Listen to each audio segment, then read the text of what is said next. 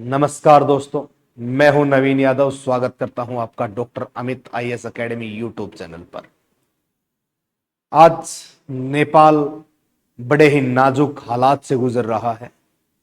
उसमें राजनीतिक अशांति फैली हुई है, हिंसक घटनाओं का रूप देखा जा रहा है, यूथ उग्र हो उठा है, अपने ही राष्ट्र के खिलाफ हिंसा कर बैठा। आखिर क्या कारण हो सकता है, उन चीजों पर हम चर्चाएं करेंगे। नेपाल 25 सालों के दौरान न जाने कितनी बार गिरा, उठा और फिर विकास के रास्ते पर चल पड़ा। पहली घटना 2001 में राजा ज्ञानेंद्र के परिवार से, उसके बड़े भाई और उसकी भाभी और उसका भतीजा, तीनों को लेकर के है, जिसमें अहम रोल उसके भतीजे का रहता है जिसका नाम है दीपेंद्र। दीपेंद्र देवयानी राणा से प्रेम करता था। इसकी आपत्ति माता पिता को थी। माता ऐश्वर्या थी उसकी और पिता वीरेंद्र सिंह थे। दीपेंद्र अपने माता पिता के पास प्रमाण रखता है, माता पिता मना कर देते हैं। इस बात से वो कोमा में चला जाता है। एक रात वो किसी सभा में एकत्रित होते हैं और बेटे दीपेंद्र की एक ऐसी नीति सामने आती है कि सब परिवार वालों को, कुल 9 सदस्यों को गोलियों से भून के रख देता है, जिसमें उसके पिता वीरेंद्र और माता ऐश्वर्या भी शामिल होती है। फिर बाद में खुद के गोली मार लेता है। इस घटना के दौरान राजा ज्ञानेंद्र वहां पर नहीं थे। फिर वो इसके बाद आते हैं और राजपाट संभालते हैं। 7 वर्ष के लिए राज सिंहासन पर विराजमान रहते हैं। फिर 28 मई 2008 को नेपाल लोकतांत्रिक संघीय गणराज्य घोषित कर दिया जाता है। उसमें भी कुछ विद्रोही घटना देखने को मिली, तब जाकर के नेपाल को एक लोकतंत्र का दर्जा मिला। फिर 2008 के बाद कुछ ही दशक बीता है, लगभग 1.5 दशक का समय बीता है और एक जनरेशन जेड के द्वारा एक हिंसक रूप ले लिया गया। क्षमा चाहूंगा, हिंसक रूप ले लिया गया और उग्र भीड़ ने राष्ट्र में एक बहुत ही भयंकर और बर्बर सिचुएशन क्रिएट कर दी।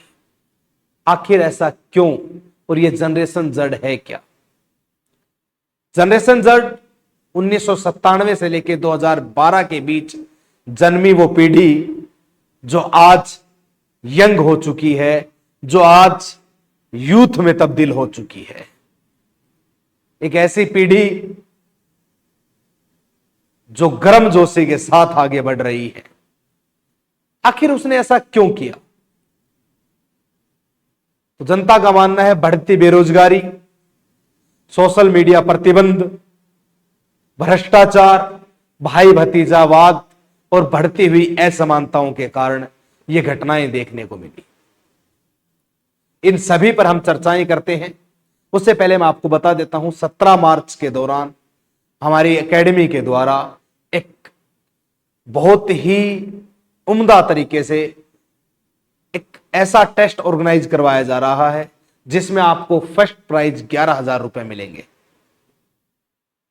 17 मार्च को 5 घंटे का एक टेस्ट होगा, 10 बजे से लेके 3 बजे तक। इस टेस्ट में आप अच्छी रैंक लेकर के आओगे तो आपको 11,000 रुपए पहला प्राइज दिया जाएगा। उसके बाद आपको टी शर्ट दी जाएंगी, बिल्कुल वैसी टी शर्ट जैसी मैंने पहन रखी है, एकेडमी की तरफ से आप लोगों को भेंट की जाएगी। उसके अलावा मैं बता देता हूं, यह टेस्ट लक्ष्मीकांत पॉलिटी का होगा, जिसमें 500 क्वेश्चन होंगे और नेगेटिव मार्किंग भी होगी। आइए हम बात करते हैं नेपाल की बर्बर सिचुएशन के ऊपर, किस प्रकार की घटनाएं हैं उन पे हम चर्चा करते हैं। नेपाल में राजनीतिक अशांति, भारत और नेपाल के बीच ऐतिहासिक और सांस्कृतिक संबंध, धू धू कर जल रहा नेपाल। एक ये नेपाल जो शांति प्रिय तरीके से दिखाई दे रहा है और एक ये नेपाल जो आग की लिपटों में घिरा हुआ है। अब शांति के प्रतीक इस राष्ट्र में नेपाल इस समय राजनीतिक अशांति के दौर से गुजर रहा है, जहां प्रधानमंत्री केपी शर्मा ओली ने व्यापक रूप से युवाओं जनरेशन जेड द्वारा संचालित प्रदर्शनों के बीच इस्तीफा दे दिया है। प्राइम मिनिस्टर इस्तीफा दे देता है क्योंकि जनरेशन जेड का इस्तीफा है। जनरेशन जेड में बता चुका हूं कौन है। हिंसा इतनी बढ़ी कि बेचारे की शादी थी, घोड़ी ही नहीं मिली। नेपाल हिंसा, न घोड़ा न गाड़ी, पैदल बारात लेके जा रहे। कैसा मंजर होगा, मान लो आपकी शादी हो और आप पैदल जा रहे हो, ऐसा ही देखने को मिला। भड़क गई हिंसा, जल रहा नेपाल, इस प्रकार की लाइनें न्यूज़पेपरों में, न्यूज चैनलों पे छाई हुई है। नेपाल में भयंकर बवाल, काठमांडू में कर्फ्यू, संसद में घुस गए लाखों युवा। क्या है मामला? काठमांडू में पुलिस गोलीबारी के कारण लोगों की मौत होने के बाद स्थिति और अधिक अस्थिर हो गई है, जिससे जनता की शिकायतें और स्थिरता बढ़ गई है। अस्टेबिलिटी छाई हुई है, चारों तरफ स्थिरता छाई हुई है, युवा संसद में घुस रहे हैं। यह शांति लंबे समय से चल रहे भ्रष्टाचार, बेरोजगारी, भाई भतीजावाद और बढ़ती हुई असमानताओं के कारण आई हुई है। साथ ही सोशल मीडिया प्लेटफॉर्म पर लगाए गए प्रतिबंधों के प्रति असंतोष से इस अशांति ने जन्म लिया है। यूथ धैर्य नहीं रख पाया और राष्ट्र के ही खिलाफ भड़क उठा। ये नेपाल, जिसके साथ भारत देश का उत्तर प्रदेश राज्य सीमा साझा करता है, भारत देश का बंगाल और सिक्किम सीमा साझा करता है, ये राज्य जिसके साथ भारत का उत्तराखंड सीमा साझा करता है। इतना ही नहीं, हमारे ऐतिहासिक संबंध भी इससे रहे हैं। हमारे भगवान श्री राम माता सीता के साथ वैवाहिक संबंध वहां स्थापित करते हैं, शिव धनुष तोड़ते हैं और वहां से माता सीता को ब्याह करके अपने भारत में लेकर के आते हैं। यही नहीं, बुद्ध के समय पे मगध साम्राज्य वहीं तक फैला हुआ था, नेपाल तक। बुद्ध का संबंध, जो कि महात्मा बुद्ध कहलाए, वो भी नेपाल से संबंध रखते हैं। ऐसे राष्ट्र जिसे शांति राष्ट्र के रूप में जाना जाता, आज वही अशांति की लपटों में घिरा हुआ है। भारत और नेपाल के बीच ऐतिहासिक संबंध, सांस्कृतिक संबंध, महाकाव्य संबंध, रामायण में भगवान राम अयोध्या का विवाह देवी सीता जनकपुर नेपाल में हुआ था। प्राचीन गणराज्य ईसा पूर्व 6वीं शताब्दी में मगध और शाक्य गणराज्य भारत और नेपाल दोनों ही तरफ फैले हुए थे। बुद्ध का जन्म लुम्बिनी, जिसे राजकुमार सिद्धार्थ के नाम से जाना गया, नेपाल में हुआ और उन्होंने निर्वाण बोध गया भारत में प्राप्त किया। कैसे कह दें कि नेपाल हमसे अलग है? हम पेड़ हैं तो नेपाल छाया है, नेपाल हमारी टहनी है, तो दर्द तो हमें भी होगा। ऊपर से नेपाल और हमारी सीमाएं खुली हैं, यदि ऐसी घटना होती है तो दिक्कत हमारे अंदर भी आ सकती है, क्योंकि बॉर्डर हमारे खुले हुए हैं। आगे देखते हैं कहानी को। साझा स्वतंत्रता संग्राम। वाराणसी में जन्मे केपी भट्टराई ने भारत में ब्रिटिशों के खिलाफ भारत छोड़ो आंदोलन और नेपाल एंटी राणा आंदोलन में सक्रिय रूप से भाग लिया। उस समय बनारस राणा विरोधी सक्रियताओं का प्रमुख केंद्र था। सैन्य संबंध वर्ष 1816 की सुगोली संधि नेपाल के गोरखा प्रमुखों और ब्रिटिश भारतीय सरकार के बीच एक समझौता। इसने एंग्लो नेपाली युद्ध 1814 से 1816 को समाप्त कर दिया और तत्कालीन ब्रिटिश भारतीय सेना में नेपालियों की भर्ती का मार्ग प्रशस्त कर देते हैं। नेपाली लोगों की भर्ती का मार्ग प्रशस्त कर दिया गया। उस समय ब्रिटिश भारतीय के द्वारा नेपाल भी हमारे सेना में शामिल हो सकते हैं और आज भी होते हैं। आज भी हम ये मार्ग प्रशस्त रखते हैं नेपाल और भूटान के लिए, और है भी ये, वहां के लोग भर्ती होते हैं हमारे देश में। 1950 की शांति और मैत्री संधि हमारे बीच हुई।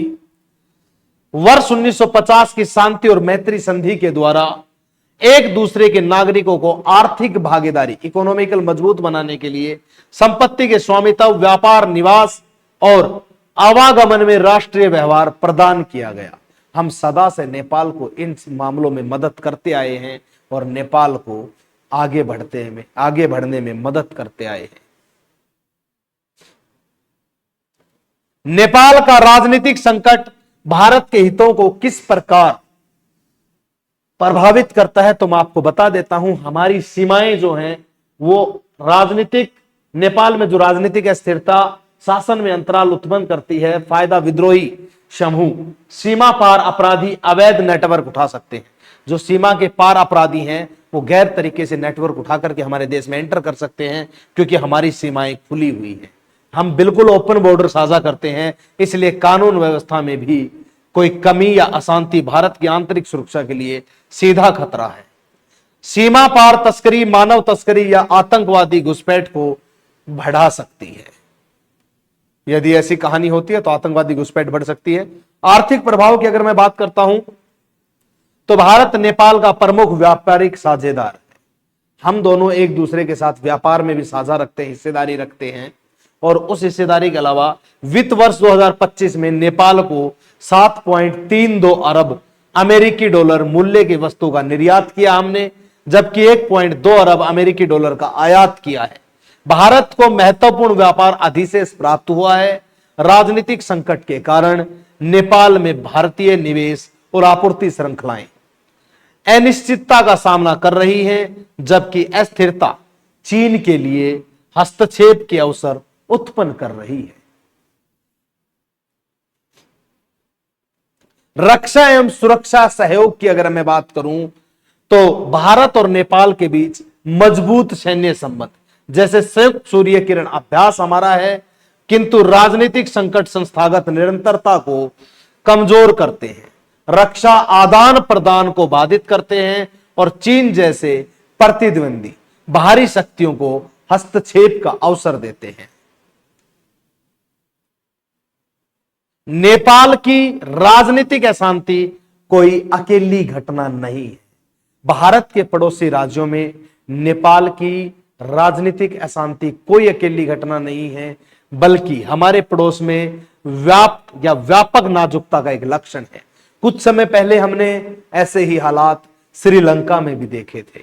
वहां भी श्रीलंका की भीड़ उग्र हो उठी थी, ऐसी ही आज हालात नेपाल में है। तो भारत के पड़ोस में ऐसी घटनाएं होना, इस प्रकार की सिचुएशंस उत्पन्न हो जाना, स्थितियां बन जाना कोई असामान्य बात नहीं है, सामान्य बात है, लगातार ऐसे ही होता है। आखिर इनको रोका कैसे जा सकता है?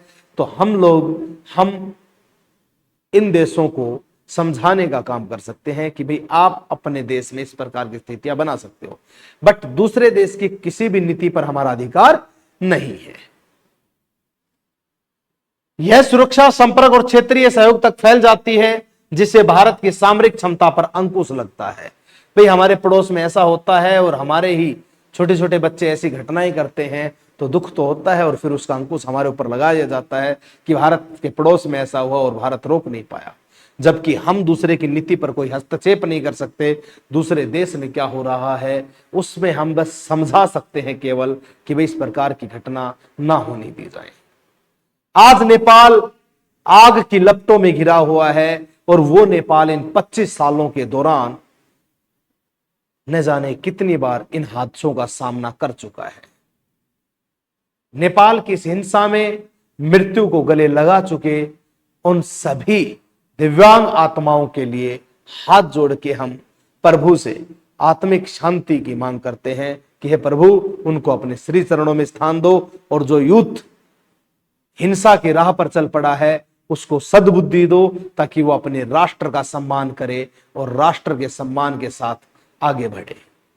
वो अपनी सरकार के खिलाफ आवाज उठाए, लेकिन शांति प्रिय तरीके से वो अपने राष्ट्र का सम्मान जरूर करे। राष्ट्र के प्रति रंचक आंच नहीं आनी चाहिए।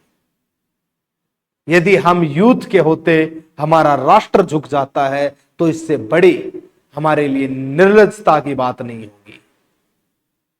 सबसे बड़े निर्लज्ज होने की बात यही है कि हम यूथ होते हुए अपने राष्ट्र का सम्मान नहीं कर पा रहे।